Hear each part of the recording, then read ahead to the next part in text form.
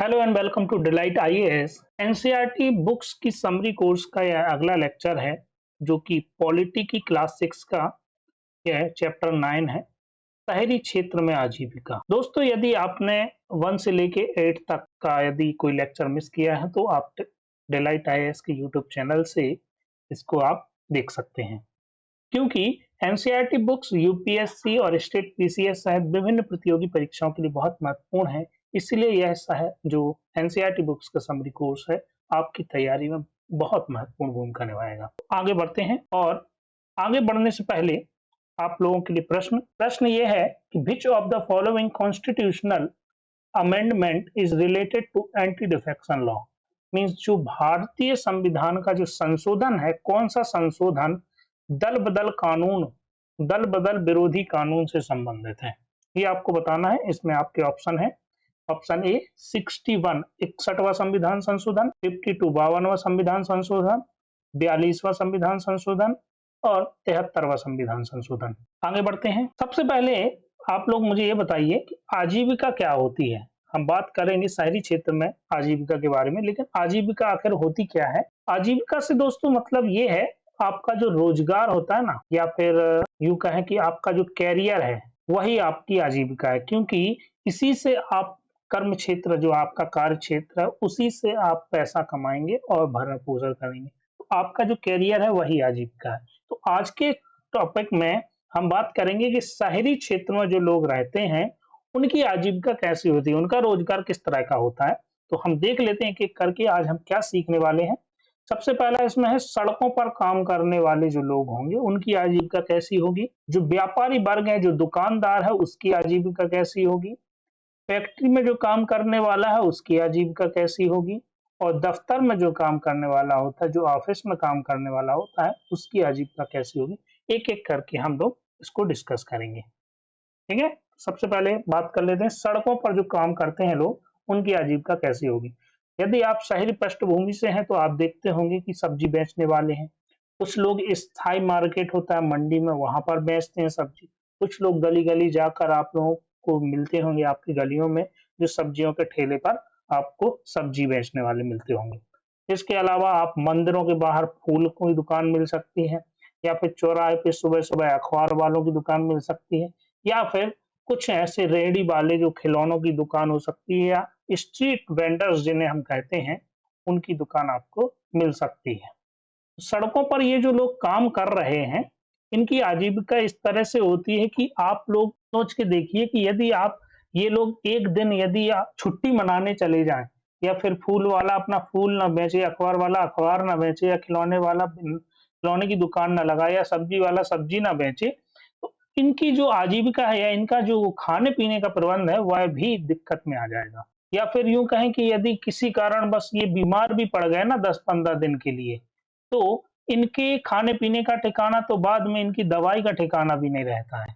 ये हालत होती है इन लोगों की। उदाहरण के तौर पर यदि आप लोग समझेंगे तो रिक्शा वाला जो होता है ना, एक तो ये रिक्शा वाला होता है वो दूसरे शहरों से आता है या दूसरे गांव से आता है शहर में अपने भरण पोषण और अपनी आजीविका के लिए। अब ये रिक्शे वाला आया है तो रिक्शे वाला खुद का रिक्शा तो लाता नहीं है, पहली बात। उसने जो है किराए पर लिया या फिर उधार किसी से रिक्शा लेगा।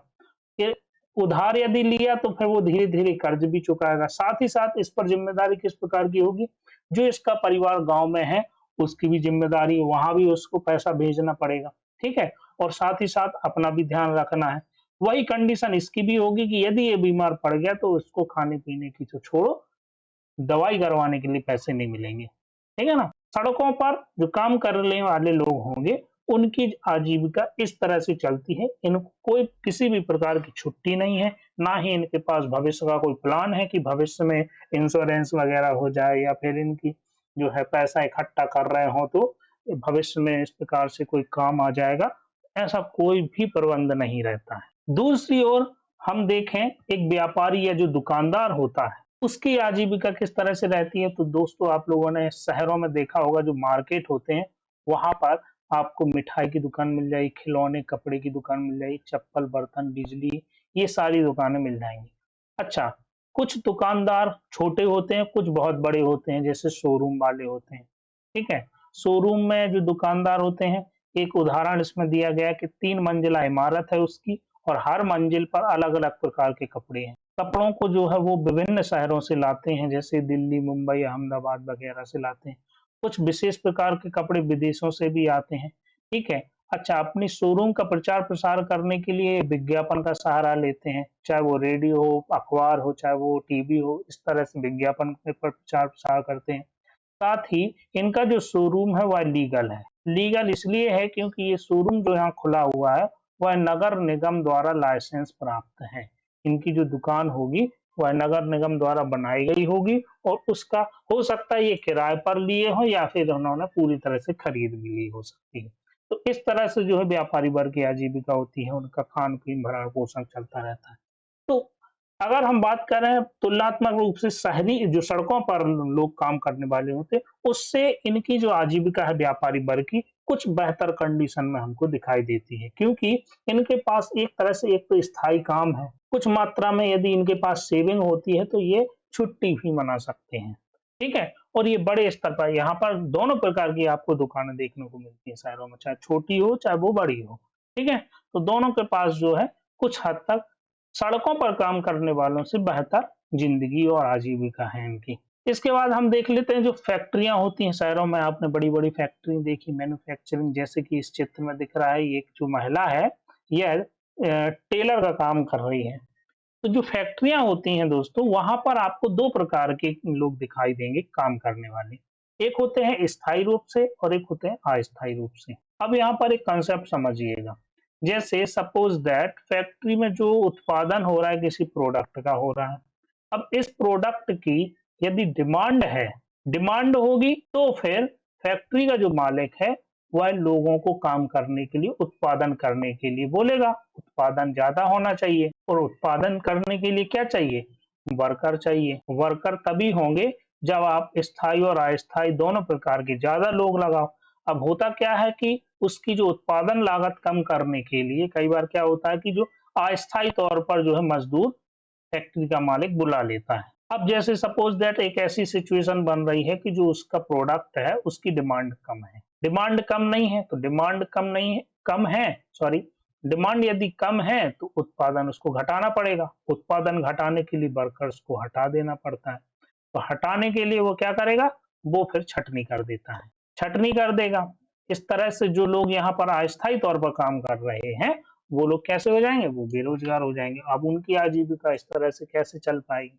तो फिर वो जो क्या करेंगे, जो अस्थायी तौर पर रखे गए थे, उनको छँटनी के माध्यम से उनको हटा दिया गया है काम से, फैक्ट्री से अलग कर दिया है, तो वो लोग कैसे आजीविका चलाएँगे? वो फिर दूसरा काम देखने लगते हैं। दूसरा, यहाँ पर आपने एक और देखा होगा शहरों में कभी-कभार यदि आप शहर में जा रहे हैं रास्ते में, तो किसी न किसी चौराहे पर एकदम से भीड़ आपको दिखाई देगी। बहुत सारे लोग इकट्ठे सुबह-सुबह 8-9 बजे से अपना जो है थैला लेके खड़े हुए हैं बहुत सारे लोग। तो कभी आपने यदि सोचा हो, विचार किया हो तो ये लोग इतने सारे क्यों खड़े हुए हैं? तो वो जो होते हैं वो होते हैं लेबर। ये लेबर जो होती है, वह होती है जैसे कि उस चौराहे पर यदि किसी को वहाँ पर अपने यहाँ किसी घर पे काम करवाना है या कंस्ट्रक्शन का काम करवाना है या कोई भी काम करवाना है, तो वो जो लेबर होती है वह एक जगह इकट्ठी हो जाती है और वह लेबर जो है जिसको ज़रूरत है लेबर की, तो वो उस चौराहे पर जाकर लेबर से अपनी स्तर पर बात करके अपना काम करवा सकता है। एक तरह से ये लोग कैसे हो गए? दिहाड़ी मज़दूर हो गए। तो ये दिहाड़ी मज़दूर हो जाते हैं। तो इस तरह के जो चौक होते हैं, चौराहे होते हैं, उन्हें लेबर चौक कहा जाता है। तो ये लोग भी यहाँ पर काम करने वाले। इसके अलावा एक वर्ग और है, जो चौथा वर्ग है, वह है दफ्तर में काम करने वालों का। दफ्तर में जो काम करने वाला व्यक्ति होगा, उसकी एक नियमित तनख्वाह होगी। उसकी जो नौकरी होगी वह स्थायी रूप से होगी। अब तनख्वाह जब नियमित है और फैक्ट्री में जो या दफ्तर में जो काम कर रहा है, उसका तनख्वाह में से कुछ पैसा ईपीएफओ फंड में जाता है और सरकार के पास वह सुरक्षित रखा हुआ है। किस लिए? जब वो बुढ़ापे के समय काम कर सके, उसका यूज़ कर सके। इकट्ठा जब रिटायर्ड होता है, तो उसको इकट्ठा वो पैसा मिलता है विद ब्याज, इंटरेस्ट के साथ। दूसरी बात, जो दफ्तर में काम करने वाले लोग होते हैं, उन्हें आप देख सकते हैं कि वो छुट्टियाँ ले सकते हैं। या कहा जाए तो अ, अपनी एक हफ महीने में उसको उनको 2 या 3 जितनी भी उसका नियम होता है, उस हिसाब से इन्हें छुट्टियाँ लेने का अधिकार है। तीसरी बात, उनके जो परिवार वाले होते हैं, परिवार वालों के लिए चिकित्सा सुविधा भी उपलब्ध होती है। जो काम करने वाला है उसके लिए तो है ही साथ जो परिवार के सदस्य हैं उनके लिए भी चिकित्सा सुविधाएं उपलब्ध होती हैं। तो इस तरह से आप देख सकते हैं कि जो ऑफिस में काम करने वाला व्यक्ति है, जो जो फैक्ट्री में काम करने वाला व्यक्ति है, या जो हमारा सड़कों पर काम करने वाला व्यक्ति है, या फिर जो हमारे बाजार में जो दुकानदार, जो व्यापारी है, उसका काम करने वाला जो व्यक्ति होगा, उन चारों की अपन ने आजीविका के बारे में यहाँ पर समझने का प्रयास किया कि शहरों में भी लोग जो है अलग-अलग प्रकार के काम करते हैं और उनकी आजीविका में जो है काफी कुछ अंतर दिखाई देता है। तो यहाँ पर जो है हमारा जो चैप्टर है, इसका जो समरी है, यह समाप्त हो जाती है। वापस आ जाते हैं हम अपने प्रश्न पर। प्रश्न मैंने पूछा था कि जो दल बदल कानून है वह भारतीय संविधान में किस संशोधन के माध्यम से जोड़ा गया या किस संविधान संशोधन से संबंधित यह दल बदल कानून है। इसका आंसर बी है, 52 संविधान संशोधन। इसको देख लेते हैं थोड़ा सा, यह बहुत इंपॉर्टेंट है आज के समय में, क्योंकि ये महाराष्ट्र में अभी चल भी रहा है मुद्दा, तो इसको थोड़ा सा अपन डिटेल में डिस्कस कर लेते हैं। थोड़ा सा पृष्ठभूमि की यदि हम बात करें दोस्तों, हुआ क्या था 1960 या 70 के दशक में एक ऐसी एक्टिविटी चल रही थी भारतीय राजनीति में कि आया राम गया राम। वो क्या रहा था कि हरियाणा के एक विधायक हैं जिनका नाम था गया राम। उन्होंने 15 दिन में 3 बार दल बदल लिया, अपनी पार्टी बदली, और इस तरह की जो एक्टिविटी हुई तो इस मुद्दे को लेकर राजनीतिक मुख्य धारा में इस मुद्दे को इन्होंने ला खड़ा। तो ये जो आया राम गया राम वाली जो एक्टिविटी चल रही थी उसको रोकने के लिए और ये जो दल बदल को रोकने के लिए यह कानून लाया गया था। दल बदल होता क्या है? दल बदल यही होता है कि कोई व्यक्ति जिस पार्टी पर चुनाव लड़के आया है उसको छोड़ के अपना टर्म पूरा करने से पहले ही वह किसी अन्य दल को ज्वाइन कर ले, ये होता है दल बदल। इसके लिए भारतीय संविधान में 52वां संविधान संशोधन करना पड़ा, जो 1985 में किया गया था। इस संविधान संशोधन के माध्यम से संविधान में 10वीं अनुसूची जोड़ी गई और उसमें दल बदल से संबंधित कुछ नियम जोड़े गए। उन नियमों को देख लेते हैं। दल बदल विरोधी कानून के तहत किसी जनप्रतिनिधि को अयोग्य घोषित किया जा सकता है यदि एक जो निर्वाचित सदस्य है वह स्वेच्छा से किसी राजनीतिक दल की सदस्य छोड़ देता है। जैसे कोई भी पार्टी ए से चुन के आया है और पार्टी ए की टिकट पर चुन के आया और उसने पार्टी छोड़ दी, तो वह दल बदल के तहत अयोग्य घोषित हो जाएगा। दूसरा, कोई निर्दलीय निर्वाचित सदस्य है वह राजनीतिक दल में शामिल हो जाता है। कोई व्यक्ति निर्दलीय चुन के आया है, किसी भी दल में शामिल हो जाए, बीजेपी, कांग्रेस, किसी में भी हो जाए, तो वो अयोग्य घोषित हो जाएगा। तीसरा है, किसी भी सदस्य द्वारा सदन में पार्टी के पक्ष के विपरीत वोट दिया, पार्टी के विपक्ष में वोट दे दिया, तो भी वह अयोग्य घोषित हो जाएगा। चौथा, कोई सदस्य स्वयं को वोटिंग से अलग रखता है। भाई पार्टी ने व्हिप जारी किया हुआ है कि भाई सभी लोगों को इस मुद्दे पर वोट देने आना है और ये वाली वोट देना है, या उस मुद्दे के पक्ष में वोट देना है या विपक्ष में वोट देना, व्हिप जारी किया हुआ है। तो उस स्थिति में यदि कोई एमएलए या एमपी है वह स्वयं को वोटिंग से अलग रखता है तो वह अयोग्य घोषित हो जाएगा। इसमें जो अगला पॉइंट है वह 6 महीने की समाप्ति के बाद कोई मनोनीत सदस्य है। आप जानते हैं कि राज्यसभा में 12 सदस्य मनोनीत होते हैं आज की डेट में, तो उन सदस्यों में से कोई सदस्य 6 महीने की समाप्ति के बाद किसी राजनीतिक दल में शामिल हो जाता है तो वह अयोग्य घोषित हो जाएगा।